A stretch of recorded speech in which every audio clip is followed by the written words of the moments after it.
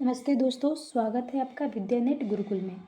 जैसा कि आप लोग को पता है, हम लोग यूनिट 7 की पूरी कहानियाँ पढ़ने वाले हैं, जिसमें हम लोगों की पहली कहानी पूरी हो चुकी है, चंद्रदेव से मेरी बातें। अगर आप लोगों ने मेरी पिछली कहानी की वीडियो नहीं देखा है तो इस वीडियो के अंत में मैं डिस्क्रिप्शन बॉक्स में उसका लिंक दे दूँगी। आप लोग वहाँ से जा कर के उस वीडियो को देख लीजिएगा।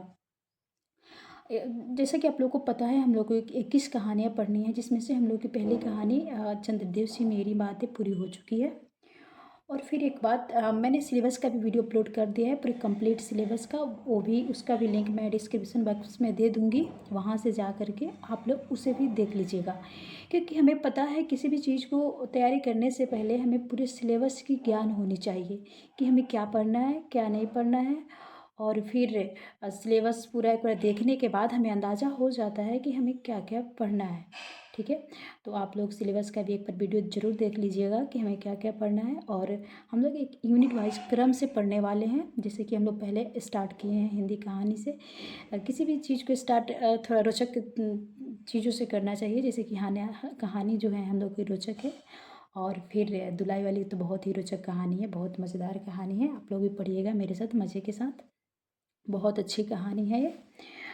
और फिर हम लोग कहानी कंप्लीट होने के बाद, यूनिट्स जैसे ही कंप्लीट होगी कहानी की, इस पे जितने भी पीवाई कोई क्यू हैं और जितने भी क्वेश्चन बन सकते हैं उसे मैं लेकर के आऊँगी। फिर आप लोग को एक आइडिया हो जाएगा कि हाँ, हमें किस टाइप से पढ़ने हैं और किन किन चीज़ों पे ध्यान देने हैं, किन किन चीज़ों से क्वेश्चन।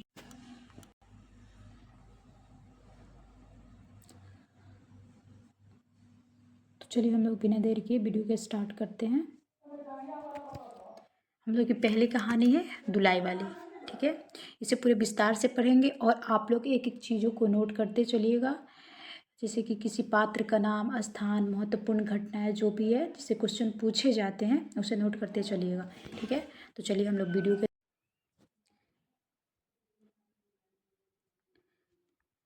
एक बार हम लोग देख लेते हैं कि हम लोग को कौन कौन सी 21 कहानियाँ पढ़नी है।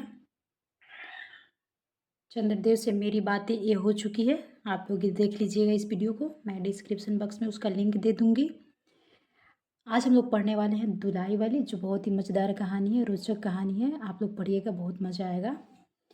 फिर एक टोकरी भर मिट्टी, कानों में कंगना, राजा निर्बंसिया, पिता, परिंदे, अमृतसर आ गया, चीफ की दावत, सिक्का बदल गया, इंस्पेक्टर माता दी चांद पर, मारे गए गुलफाम उर्फ तीसरी कसम, इस पर मूवी भी बनी है, लाल पानी की बेगम, कोसी का घटवार, आकाशदीप, गैंग्रीन, उसने कहा था, ईदगाह, दुनिया का सबसे अनमोल रतन, अपना अपना भाग्य, राही। इतने हम लोग को कहानी पढ़ना है। पूरी पूरी 21 कहानियाँ लगी हुई हैं हमारे पाठ्यक्रम में, जिसमें हम लोग की पहली कहानी हो चुकी है। आज हम लोग दूसरी कहानी यानी दुलाई वाली पढ़ने वाले हैं। ठीक है, तो चलिए हम लोग अपनी कहानी को स्टार्ट करते हैं। दुलाई वाली के लेखक क्या नाम है इनका, राजेंद्र बाला घोष जी हैं, जिनको बंग मेला के नाम से भी जाना जाता है। ठीक है, दुलाई वाली कहानी का प्रकाशन 1907 में हुआ था और ये किस पत्रिका में प्रकाशित हुई थी? सरस्वती पत्रिका में। ठीक है, हम लोग को याद रखना है कि दुलाई वाली कहानी कौन सी पत्रिका में प्रकाशित हुई थी। ये सरस्वती पत्रिका में प्रकाशित हुई थी और 1907 में। इनकी कहानी है कुंभ में छोटी बहू 1906, भाई बहन 1908, दलिया 1909 और हृदय परीक्षा। इनकी प्रमुख कहानियाँ हैं। आप लोग इसे याद कीजिएगा कि इनकी प्रमुख कहानियाँ कौन कौन सी हैं। ठीक है, बंग महिला के जन्म की बात करें तो इनकी जन्म 1882 ईस्वी में होती है। इनका पूरा नाम है राजेंद्र बाला घोष। मैंने बताई थी कि इनका नाम था राजेंद्र बाला घोष, जिन्हें बंग महिला के नाम से जाना जाता है। आरंभिक दौर की महिला कथाकारों में प्रमुख है। इनकी पुस्तक कुसुम संग्रह का संपादन आचार्य रामचंद्र शुक्ल द्वारा किया गया था। पूछ देगा इनकी कौन सी पुस्तक का संपादन आचार्य रामचंद्र शुक्ल द्वारा किया गया था, तो क्या नाम है? कुसुम संग्रह। ठीक है, याद रख कीजिएगा आप लोग। अब हम लोग देख लेते हैं कि हमारी दुलाई वाली का प्रमुख विषय क्या है, इसमें क्या क्या आने वाले हैं, उसे हम लोग देखते हैं। नवल किशोर द्वारा अपने मित्र वंशीधर से रेल में किए गए मजाक की सरस कहानी है। इसमें एक पात्र आते हैं, नवल किशोर मुख्य पात्र हैं। उनके मित्र हैं वंशीधर, और उनके द्वारा जो रेल में मजाक होती है उन्हीं की एक सरस कहानी है। इसमें काशी और बनारस के लोगों के जीवन पर प्रकाश डाला गया है।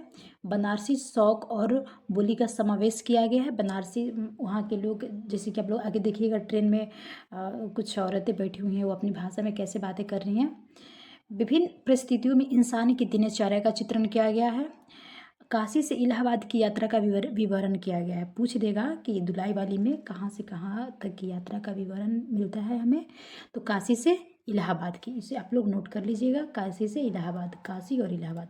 दो मित्रों की हंसी मजाक का व्यवहार का चित्रण है। एक बंशीधर हो गए और एक नवल किशोर हो गए, ठीक है। दोनों में बहुत ही गहरी मित्रता होती है। हम लोग इनके प्रमुख पात्र को देख लेते हैं। पहले कौन कौन से मुख्य पात्र हैं। वंशीधर जानकी के पति वंशीधर है। नवल किशोर के मित्र, नवल किशोर के लिए अगाध स्नेह है। यानी वंशीधर कौन है, नवल किशोर के मित्र है और जानकी के पति है। नवल किशोर की पत्नी का नाम क्या है, जानकी नाम है, ठीक है। नवल किशोर वंशीधर के घनिष्ठ मित्र हैं। विनोद प्रिय, खूब हंसी मजाक करने वाले हैं। कलकत्ते से नई बहू को लेकर चले थे और वंशीधर को भेजा था कि उन्हें ट्रेन में मिले, ठीक है। कट्टर स्वदेशी थे। नवल किशोर क्या थे, कट्टर स्वदेशी थे। पूछ देगा कि इसमें कौन कट्टर स्वदेशी थे, तो नवल किशोर पूछता है, पूछा भी है। वंशीधर की पत्नी जानकी रहती है। नवल किशोर का हंसी मजाक वंशीधर की पत्नी जानकी को पसंद नहीं आता है। हालांकि उनमें नवल के प्रति कोई दुराग्रह नहीं है। पारंपरिक भारतीय नारी थी। ससुराल से विदा होने पर रोने जय संस्कार में विद्यमान थे। कैसे लड़के विदा होती है अपने मायके जाने के लिए, तो रोती हैं, ये सब इसमें दिखाया गया है। गौण पात्र देख लेते हैं। नवल किशोर की बहू सीता होती है, जो जानकी देवी की बहन है। इसकी उम्र 10, पिछले साल की नेट यूजीसी नेट में पूछा गया था पिछली बार कि जो सीता है उनकी उसकी उम्र क्या है, 10 वर्ष है। आप लोग याद कीजिए, याद रखिएगा सीता का उम्र कितना है, 10 वर्ष है। कहानी जानकी के मायके की नौकरानी है। ट्रेन में 2-3 महिलाएं रहती हैं। अच्छा, कहानी में कौन कौन से स्थान आया है उसका भी यहाँ पे हम लोग देख लेते हैं।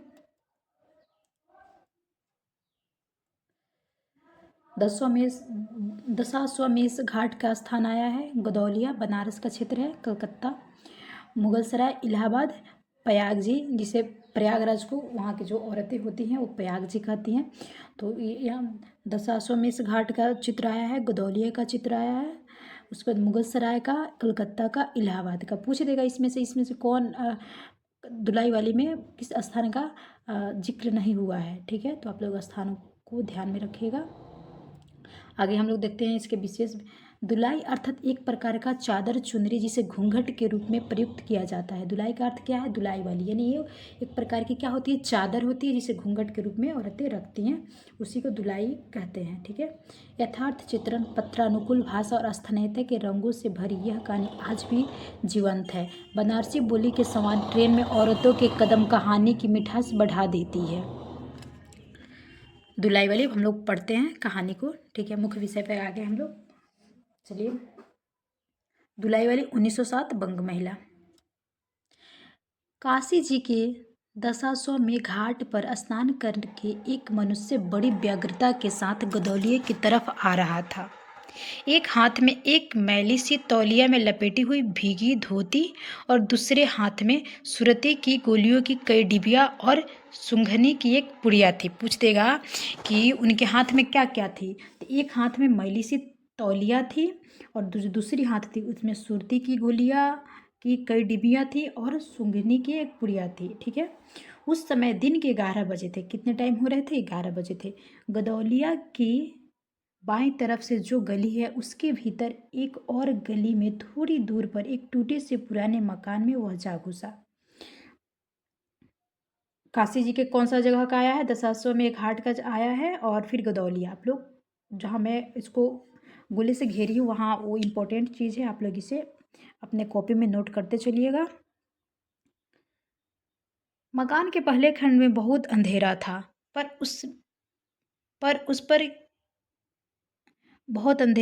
पर ऊपर की जगह मनुष्य के वासोपयोगी थी। नवागत मनुष्य धड़ाधड़ाता हुआ ऊपर चढ़ गया।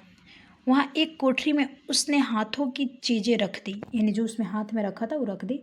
सीता सीता कहकर पुकारने लगा। पूछ देगा कि जो जैसे यहाँ पे किसकी बात हो रही है, वंशीधर की बात हो रही है, ठीक है। वो जो जब जाते हैं घर में तो वो किसको चिल्लाते हैं, अपनी पत्नी को ना चिल्ला करके साली को चिल्लाते हैं, सीता सीता कहकर पुकारने लगते हैं। पूछ देगा कि किस घर में जब घुसते हैं, जाते हैं अंदर, तक किसे चिल्लाते हैं, जानकी जानकी या सीता सीता, तो सीता को, ठीक है। क्या है, कहती हुई 10 बरस की बालिका। सीता की उम्र क्या है, 10 वर्ष है। सीता की उम्र क्या है, 10 वर्ष है, ठीक है।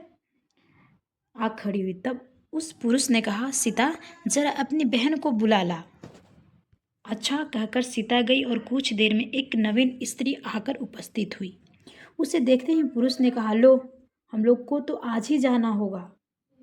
इस बात को सुनकर स्त्री कुछ आश्चर्ययुक्त होकर और झुंझला कर बोली, आज ही जाना होगा, यह क्यों? भला आज कैसे जाना हो सकेगा? ऐसा ही था तो सवेरे भैया से कह देते। तुम तो जानते हो कि मुंह से कह दिया, बस छुट्टी हुई। लड़की कभी विदा होती तो मालूम पड़ता। आज तो किसी सूरत जाना नहीं हो सकता। तुम आज कहती हो, हमें तो अभी जाना है। पुरुष बोल रहा है कि तुम आज कहती हो, हमें तो अभी जाना है। बात यह है कि आज ही नवल किशोर कलकत्ते से आ रहे हैं। कौन कलकत्ता से आ रहा है? नवल किशोर। Important line. आगरे से अपनी बहू को भी साथ ले रहा है। कहाँ से अपनी बहू को साथ ला रहा है? आगरे से। पूछ देगा कि नवल किशोर अपनी बहू को कहाँ से साथ लेकर आ रहे हैं? तो आगरे से। और नवल किशोर कहाँ से आ रहे हैं? तो कलकत्ते से। सो उन्होंने हमें आज ही जाने के लिए इशारा किया है। हम सब लोग मुगल सराय के साथ ही इलाहाबाद चलेंगे। कहाँ? हम लोग वो कहाँ मिलने वाले हैं? मुगल सराय में। मुगल सराय से हम लोग इलाहाबाद कहाँ साथ में चलेंगे, यानी जो नवल किशोर आ रहे हैं कलकत्ते से, वो मुगल सराय में हम लोग को मिल जाएंगे और हम लोग इलाहाबाद साथ तक चलेंगे। उनका तार मुझे घर से निकलते ही मिला। इसी से मैं झट नहा धोआ कर लौट आया। बस अब करना ही क्या है, कपड़ा वपड़ा जो कुछ हो बांध बूंद कर घंटे भर में खा पी करके चली चलो।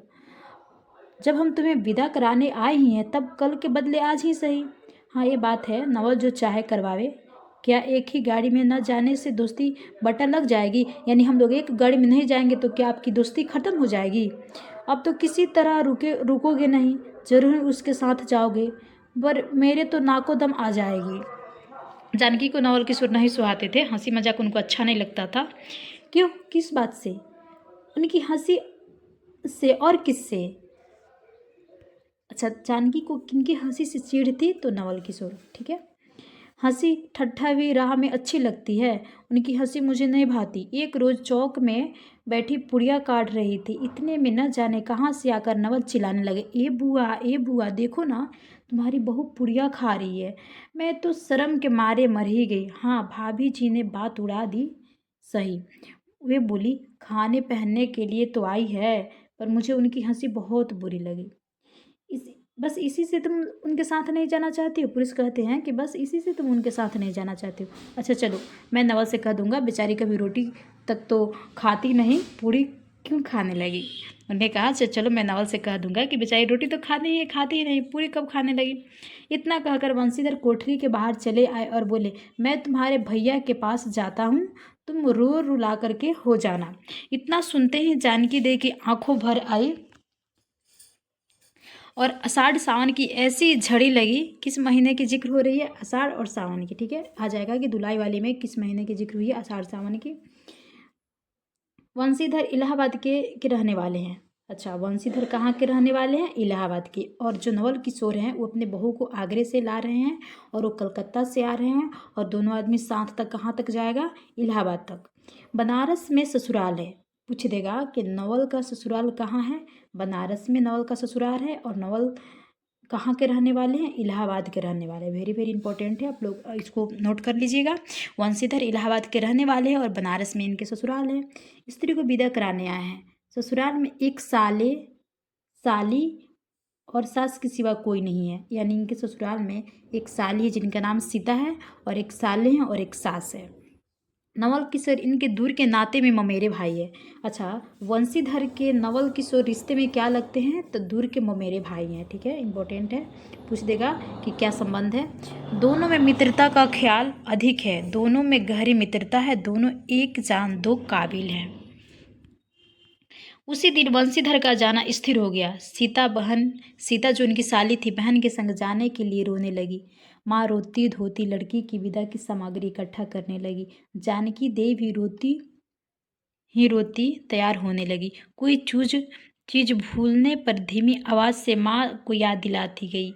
1 बजने पर स्टेशन जाने का समय आया। कितने बजे? 1 बजने पर। अब गाड़ी या इक्का लाने कौन जाए? ससुराल वालों की अवस्था अब आगे किसी नहीं कि 2-4 नौकर चाकर हर समय बने रहे। सीता के बाप के न रहते से काम बिगड़ गया है। पैसे वाले के यहाँ नौकर चाकरों के सिवा और भी 2-4 खुशामदी घेरे रहते हैं। छूछे को कौन पूछा? एक कहारिन का जिक्र आया है। पात्र का भी नोट करते चलिएगा कौन कौन से पात्र आ रहे हैं। सो भी इस समय कहीं गई है, यानी कहारी है, वो भी अभी नहीं है। साले राम की तबीयत अच्छी नहीं है, वे हर घड़ी बिछौने से बातें करते हैं। 30 पर भी आप कहने लगे, मैं ही धीरे धीरे जाकर कोई सवारी ले आता हूँ, नज़दीक तो है। बंशीधर बोले, नहीं नहीं नहीं, तुम क्यों तकलीफ करोगे, मैं ही जाता हूँ। जाते जाते बंशीधर विचारने लगे कि इक्के की सवारी तो भले घर की स्त्रियों के बैठने लायक नहीं होती, क्योंकि एक तो इतने ऊंचे पर चढ़ना पड़ता है, दूसरे पराये पुरुष के संग एक साथ बैठना पड़ता है। मैं एक पालकी गाड़ी ही कर लूँगा, उसमें सब तरह का आराम मिलता है। पर जब गाड़ी वाले ने 1.5 रुपया किराया मांगा तब बंशीधर ने कहा, चलो इक्का ही सही। पूछ देगा कि गाड़ी वाले ने बंशीधर से कितना किराया मांगा? 1.5 रुपया। याद कर लीजिएगा, नोट कर लीजिएगा। चलो इक्का ही सही, पहुंचने से काम। कुछ नवल किशोर तो यहाँ से साथ है ही नहीं, इलाहाबाद में देखा जाएगा। बंशीधर इक्का ले आए और कुछ असबाब था, इस इक्के पर रखकर आप ही बैठ गए। जानकी देवी बड़ी विकलता से रोती हुई इक्के पर जा बैठी। इस पर अस्थिर संसार में स्थिरता कहाँ? यहाँ कुछ भी स्थिर नहीं। अस्थिर संसार में स्थिरता कहाँ? यहाँ कुछ भी स्थिर नहीं। इक्का जैसे जैसे आगे बढ़ता गया वैसे जानकी की रुलाई भी कम होती गई। सिकरौल के स्टेशन के पास पहुँचते पहुँचते जानकी अपनी आंखें अच्छी तरह से पहुँच चुकी थी। वहाँ पहुँचते पहुँचते जानकी अपनी आंखें अच्छी तरह से पहुँच चुकी थी। सिकरौल स्टेशन, नोट कर लीजिएगा किस स्टेशन का जिक्र आया है? सिकरौल स्टेशन का। दोनों चुपचाप चले जा रहे थे। अचानक बंशीधर की नज़र अपनी धोती पर पड़ी और अरे एक बात तो हम भूल ही गए कहकर पछता से उठे। इक्के वाले ने कान बचाकर जानकी जी से पूछा, क्या हुआ? क्या कोई ज़रूरी चीज़ भूल आए हैं? नहीं, एक देसी धोती पहन कर आना था, सो भूलकर बिलायती ही पहन आए हैं। कौन सा धोती पहन करके आना था? देसी धोती, क्योंकि इनके जो मित्र थे वो कट्टर स्वदेशी थे, तो इन्हें स्वदेशी धोती पहन कर के आना था, लेकिन ये बिलायती धोती पहन करके आ गए। नवल कट्टर स्वदेशी थे। पूछ देगा कि कौन कट्टर स्वदेशी था? तो नवल। वे बंगालियों से भी बढ़ के हैं। किससे बढ़ के? बंगालियों से। देखेंगे तो 2-4 सुनाए बिना ना रहेंगे। और बात भी ठीक है, नाहक बिलायती चीज़ें मोल लेकर क्यों रुपए की बर्बादी की जाए? देसी लेने से भी दाम लगेगा, सही पर रहेगा तो देसी लेने से दाम लगेगा, सही पर रहेगा। देसी स्वदेशी का जिक्र आया है इसमें, स्वदेशी पे। जानकी जरा भौवें टेढ़ी करके बोली, उह, धोती तो धोती, पहनने से काम, यह का बुरी है। इतने में स्टेशन के कुलियों ने आ घेरा। बंशीधर एक कुली करके चले। इतने में इक्के वाले ने कहा, इधर से टिकट लेते जाइए, पुल के उस पार तो 1.5 दर्जे का टिकट मिलता है। बंशीधर फिर के बोले, अगर मैं 1.5 दर्जे का टिकट लूँ तो? इक्के वाले चुप हो रहा है। इक्के की सवारी देखकर इसने ऐसा कहा था, मतलब उसको लगा कि ये पैसे की वजह से इक्के का सवारी किए हैं, तो इतने महंगे दाम के टिकट कैसे ले सकते हैं, इसीलिए उसने उन पर व्यंग्य किया, बताया। यह कहते हुए बंशीधर आगे बढ़ गए। यथा समय रेल पर बैठकर बंशीधर राजघाट पार करके मुगल सराय पहुँचे।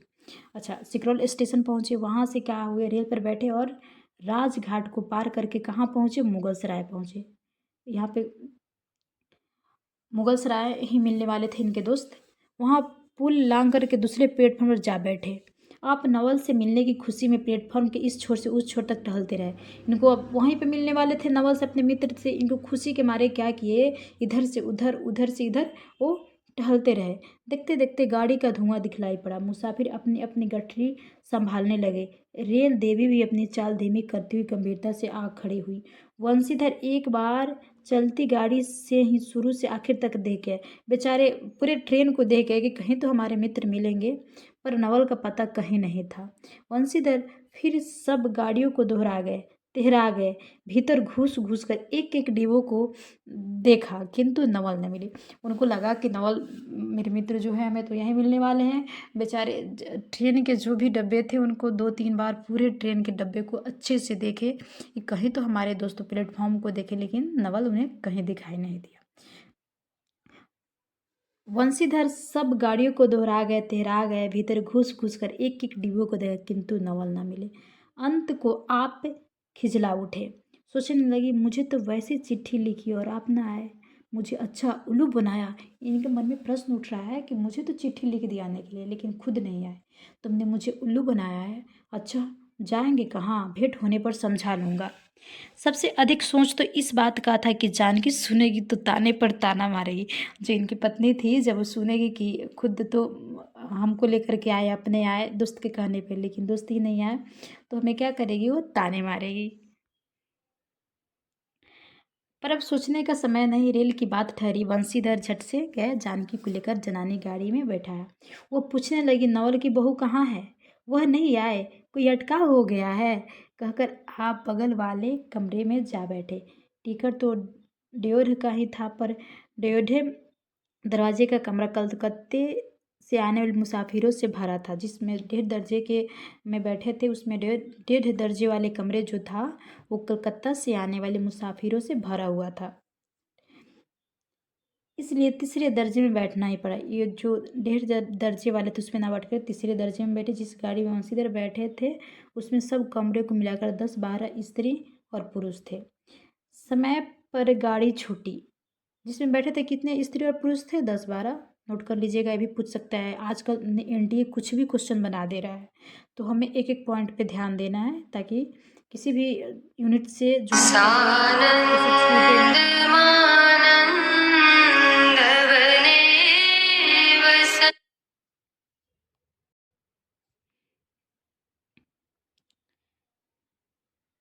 कोई भी नहीं छूटे उसमें से। समय पर गाड़ी छूटी। नवल की बातें और न जाने क्या क्या अगड़ बगड़ सोचते गाड़ी कई स्टेशन पार करके मिर्ज़ापुर पहुंची। अब गाड़ी कहाँ पहुंच चुकी है? मिर्ज़ापुर पहुंच चुकी है गाड़ी।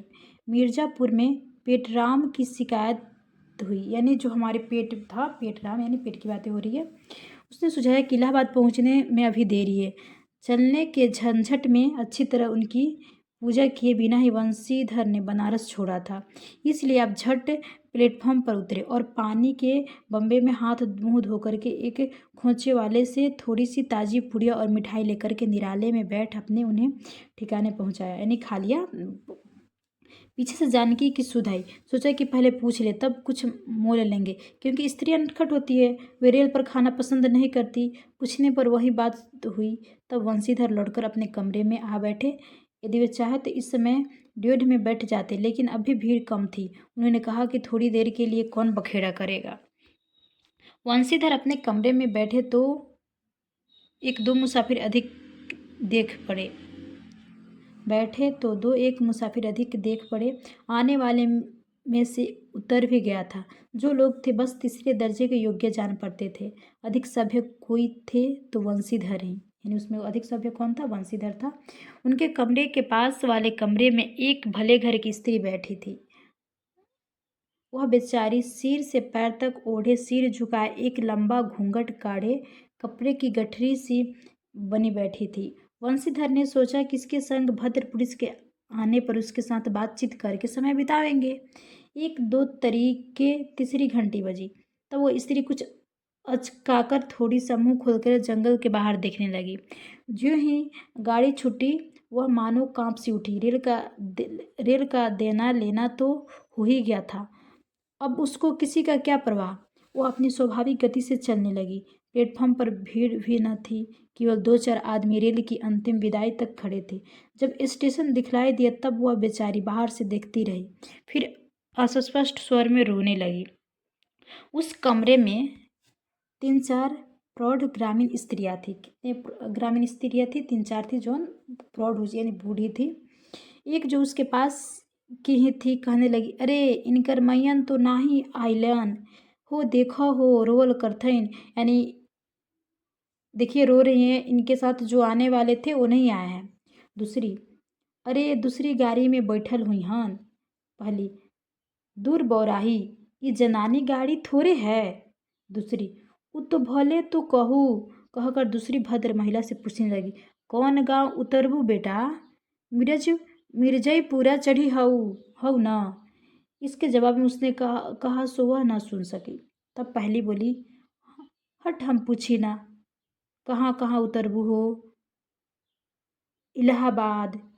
वो बोल रही है कि हटो, तुमसे नहीं बता रही है, मैं पूछ रही हूँ कहाँ उतरोगी? इलाहाबाद। दूसरी, इलाहाबाद कौन गांव हुआ? इलाहाबाद। पहली, अरे नहीं जाने लू, प्रयाग जी को प्रयाग जी बोल रही हैं, जहाँ मनई मकर नहाए जाला, यानी जहाँ पे जाता है लोग नहाने। दूसरी, भला प्रयाग जी काहे न जानी थे?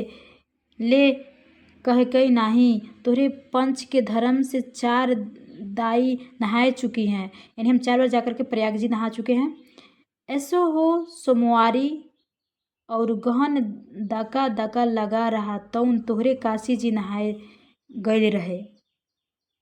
पहले, आवे जाए के तो सब आवते जात बाटले बाटे ना, खून यह शायद तो बेचारे विपत में न पड़ल बाटिली। हे हम पंचा हई राजघाट टिकस कटावली, मुगल के सराय उतरली, होद पुन चढ़ीला। दूसरी, ऐसे वो अपने भाषा में बातें कर रही हैं, उनकी जो मदर टोन है उसमें बातें कर रही हैं। ऐसे एक दाई हम आवत रहे, एक मिली औरो मोरे संगे रही, दुकाने टिसनिया पर उकर मलिकवा उतरे से कि जुरतही गड़िया खुली, यानी वो साथ आ रही थी। जैसे ही स्टेशन पे पहुंचा, उनके मालिक उतरे, तैसे ही गाड़ी खुल गया। तब भैया उगरा फाड़ फाड़ नरियाए, ए साहब गड़िया खड़ी कर, ए साहब गड़िया खड़ी कर, तनी गड़िया खड़ी कर, भाला गड़िया दहिनाती काहे के खड़ी हुई। यानी जैसे ही स्टेशन पे पहुंचा तब तक गाड़ी खुल चुकी, तो बोली कि गाड़ी खड़ा करो, गाड़ी खड़ा करो। पहली, उ मेहरारू बड़ी उजबक रहल, भला केहू के चिल्लाए से रेलियऊ कहूँ खड़ी होला, यानी किसी के चिल्लाने से रेलगाड़ी कभी खड़ी होगी? इनकी बात सब कुल कमरे में वाले हंस पड़े। अब जितने पुरुष स्त्रियां थी एक से एक अनोखी बातें कहकर अपने तजुर्बे बयां करने लगी। बीच बीच में उस अकेली हलवा सी स्थिति पर दुख प्रकट करती जाती थी, यानी जो भी स्त्री ग्रामीण थी वो अपने अपने भाषा में अपनी अपनी तजुर्बा को व्यक्त कर रही थी। तीसरी स्त्री बोली, टिकसिया पल्ले बाय के नाही हे साहेबवा, सुनी तो कलकत्ते ताई ले मसूलिया ले, अरे इहो तो नाही के दूर के आवत रहे न, फरागत के बदे उतर लेना। चौथी, हम तो इनके संग के आदमी के देखबो न की हो गईया। तीसरी, हम देखे रहलियो मजके टोपी पहले रहलन, यानी इनके संग की जो पुरुष थे उनके एक स्त्री बोल रही कि हम नहीं देखे हैं, दूसरी बोल रही कि हम देखे हैं, टोपी पहना हुआ था। इस तरह उनकी बेसिर पैर की बातें सुनते सुनते वंशीधर उब उठे। तब वे उन स्त्रियों से कहने लगे, तुम तो नाहक उन्हें और भी डरा रही हो, जरूर इलाहाबाद तार गया होगा और दूसरी गाड़ी से वे अब वहाँ पहुँच जाएंगे। वंशीधर बोल रहे हैं कि तुम लोग ऐसे ऐसे बातें करके इनको काहे डरा रही हो, जरूर इलाहाबाद इनका संदेश गया होगा और दूसरी गाड़ी में वहाँ पहुँच जाएंगे, और मैं भी तो इलाहाबाद ही जा रहा हूँ, मेरे संग भी स्त्रियाँ हैं जो ऐसा ही है, तो दूसरी गाड़ी के आने तक मैं स्टेशन। वंशीधर इन बातों से उन स्त्रियों की वाकधारा दूसरी ओर बह चली। हाँ, ये बात तो अब भली कही, नाही भैया हम पंच के काहे के केहू से कुछ कही, अरे एक के एक करत न बात दुनिया चलत कैसे बा, इत्यादि ज्ञान गाथा होने लगी। कोई कोई तो उस बेचारी को सहारा मिलते देख खुश हुए और कोई कोई नाराज भी हुए। क्यों, सो मैं नहीं बतला सकती। उस गाड़ी में जितने मनुष्य थे सभी ने इस विषय में कुछ न कुछ कह डाला। पिछले कमरे में केवल एक स्त्री जो फ्रांसीसी छीट वाली दुलाई ओढ़े बैठी हुई थी। क्या था, पिछले कमरे में केवल एक स्त्री जो फ्रांसीसी छिट की दुलाई ओढ़े अकेली बैठी हुई थी। कुछ नहीं बोली। कभी कभी घूंघट के भीतर से एक आंख निकाल करके वंशीधर को ताक देती थी। सना हो जाने पर मुंह फेर लेती थी। वंशीधर सोचने लगे, क्या बात है, दिखने में तो भले घर की मालूम होती है पर आचरण अच्छा नहीं है। गाड़ी इलाहाबाद के पास पहुंचने को हुई। कहाँ पहुंचने? इलाहाबाद, जहाँ वंशीधर रहने वाले थे, जहाँ के। वंशीधर उस स्त्री को धीरजा दिला करके आकाश पाताल सोचने लगे। यदि तार में कोई खबर ना आई होती तो दूसरी गाड़ी तक स्टेशन पर ही ठहरना पड़ेगा, और जो उससे भी कोई ना आया तो क्या करूँगा। जो हो, गाड़ी नैनी से छूट गई। अब साथ ही उन अशिक्षित स्त्रियों ने फिर मुंह खोला। का भैया, जो केहू बिना टिकस के आवत होए तो ओकर सजा होला। अरे ओका ई ना चाहत रहा कि मेहरारू को तो बैठा देले और अपहू उन्नत टिकस लेके चल दिहलन। किसी किसी आदमी ने तो यहाँ तक दौड़ मारी कि रात को वंशीधर इसके जेवर छीनकर रफू चक्कर हो जाएंगे। उस गाड़ी में एक लाठी वाला भी था। उसने खुल्ला खुल्ला कहा, का बाबूजी हमरो साझा, यानी वो सबको, उसमें कोई था जो अच्छा सोचने वाला था। कोई बोल रहा था कि ये रात को इससे इसके सामान जो इसके पास जो भी है इससे क्या होंगे, रफू वंशीधर छीन को रफू चक्कर हो जाएंगे। इसकी बात पर वंशीधर क्रोध से लाल हो गए। उन्होंने उसे खूब धमकाया। उस समय वे चुप हो गए। यदि इलाहाबाद उतरता तो वंशीधर से बदला लिए बिना न रहता। यानी अगर वो इलाहाबाद उतरता तो वंशीधर से बदला लिए बिना रहता। वंशीधर इलाहाबाद में उतरे। वंशीधर कहाँ उतरे? इलाहाबाद में। एक बुढ़िया को भी वहीं उतरना था, यानी दो चार जो बैठी हुई थी प्रौढ़ स्त्रियाँ, उनको भी उसमें से एक उससे उन्होंने कहा कि उनको भी अपने संग उतार लो। फिर उस बुढ़िया को उस स्त्री के पास बिठाकर आप जानकी को उतारने गए, यानी उस स्त्री को जो अकेली बैठी हुई थी, रो रही थी, उनको उस बुढ़िया के पास बैठा करके चले गए अपनी पत्नी जानकी को ट्रेन से उतारने। जानकी से सब हाल कहने पर वह बोली, अरे जाने भी दो, किस बखेड़े में पड़े हो। पर वंशीधर ने न माना। जानकी को और उस भद्र महिला को एक ठिकाने बिठाकर आप स्टेशन के पास गए। वंशीधर के जाते ही वो बुढ़िया, जिसे उन्होंने रखवाली के लिए रख छोड़ा था, किसी बहाने से भाग गई। अब तो वंशीधर बड़े असमंजस में पड़े। टिकट के लिए बखेड़ा होगा, क्योंकि वह स्त्री बेटिकट थी। लौटकर आए तो किसी को न पाया। अरे ये सब कहाँ गई, यह कहकर चारों तरफ देखने लगे, कहीं पता नहीं। तब वंशीधर घबराए। आज कैसी बुरी साइत में हम घर से निकले हैं कि एक के बाद एक दूसरी आफत में फंसते चले जा रहे हैं। इतने में अपने सामने उस दुलाई वाली को आते देखा। तू ही उन स्त्रियों को कहीं ले गई है, इतना कहता था कि दुलाई से मुंह खोल करके नवल किशोर खिलखिला उठे। यानी जो ट्रेन से वंशीधर के तिरछे नज़र से जो देखते थे दुलाई में, वो कोई और नहीं, नवल किशोर ही थे। वहीं दुलाई ओढ़ करके आए, यानी चुंदरी होता है दुपट्टा, दुलाई का अर्थ। अरे यह क्या सब तुम्हारी ही करतूत है। अब मैं समझ गया कैसा गजब तुमने किया है। ऐसी हंसी मुझे नहीं अच्छी लगती। मालूम होता है कि तुम्हारी ही बहू थी। अच्छा तो गई कहाँ? वे लोग तो पालकी गाड़ी में बैठी हुई, तुम भी चलो। नहीं, मैं सब हाल सुन लूँगा तब चलूँगा। हाँ, यह तो कहे कि तुम मिर्ज़ापुर से कहाँ से आ निकले? मिर्ज़ापुर नहीं, मैं तो कलकत्ते से, बिल्कुल मुगल सराय से तुम्हारे साथ चला आ रहा हूँ। यानी बोल रहा है, तुम तो बोल रहे थे मिर्ज़ापुर से आएंगे, लेकिन तुम तो कहाँ से आ रहे हो? तो बोल रहे, मैं मिर्ज़ापुर से नहीं, कलकत्ते से, बल्कि मुगल सराय से तुम्हारे साथ चला आ रहा हूँ। तुम जब मुगल सराय मेरे लिए चक्कर लगाते तब मैं डी दर्जे के ऊपर वाले बेंच पर लटके तुम्हारा तमाशा देख रहा था। फिर मिर्ज़ापुर में जब तुम पेट के धंधे में लगे थे, मैं तुम्हारे पास से निकल गया, तुमने देखा भी नहीं। तुम्हारी गाड़ी में जो बैठा, सोचा कि तुम्हारे आने पर प्रकट होऊंगा, फिर थोड़ा और देख ले। करते करते यहाँ तक नौबत पहुँच गई। अच्छा अब चलो, हुआ जो हुआ माफ़ करो। यह सुन वंशीधर प्रसन्न हो गए। दोनों मित्र में बड़े प्रेम से बातचीत होने लगी। वंशीधर बोले, मेरे ऊपर जो कुछ बीती सो बीती, पर वह बेचारी जो तुम्हारे से गुणवान के संग पहले ही बार रेल में आ रही थी, बहुत तंग हुई। उसे तो तुमने नाहक रुलाया, बहुत ही डर गई थी। नहीं जी, डर किस बात का था, हम तुम दोनों गाड़ी में थे ना। हाँ, पर यदि स्टेशन मास्टर से इतला कर देता तो बखेड़ा खड़ा हो जाता ना। अरे तो क्या मैं डर थोड़े ही गया था। 4 हाथ की धुलाई की बिसाती कितने पूछ देगा। 4 हाथ की धुलाई की बिसाती ही कितने। इसी तरह बातचीत करते करते दोनों गाड़ी के पास आए। देखा कि दोनों मित्र बधुओं की खूब हंसी हो रही है, यानी दोनों मित्र की पत्नी जान के कह रही है, अरे तुम क्या जानो, इन लोगों की हंसी ऐसी होती है, हंसी में किसी के प्राण भी निकल जाए तो दया ना आए। कोटेशन पूछ देगा, अरे तुम क्या जानो, इन लोगों की हंसी ऐसी होती है कि हंसी में किसी की जान निकल जाए तो दया ना आए। पूछ देगा किसने कहा है, तो जानकी। खैर दोनों मित्र अपनी अपनी घरवालियों को लेकर के राजी खुशी घर पहुंचे और मुझे उनकी राम कहानी लिखने से विदा हुई। कौन कहानी लिखने से? राम कहानी लिखने से। ठीक है, यहाँ पे हम लोग की कहानी समाप्त होती है। चलिए दोस्तों, अगर हमारी वीडियो आप लोगों को अच्छी लगी हो तो मेरे चैनल को सब्सक्राइब और लाइक दोनों कर देना। इसमें से आप लोगों को कोई भी डाउट हो तो कमेंट बॉक्स में बता देना। फिर आगे हम लोग ऐसे ही तीसरी कहानी पढ़ेंगे। और जो आप लोग पहले कहानी नहीं देखे हैं तो हम डिस्क्रिप्शन बॉक्स में उसका लिंक दे देंगे, आप लोग वहाँ से देख लीजिएगा। सिलेबस का भी लिंक दे देंगे। यूनिट वाइज सिलेबस भी कंप्लीट हुआ है और एक मैराथन भी है सिलेबस का। ठीक है दोस्तों, चलिए अब हम लोग क्लास को समाप्त करते हैं। थैंक यू, धन्यवाद।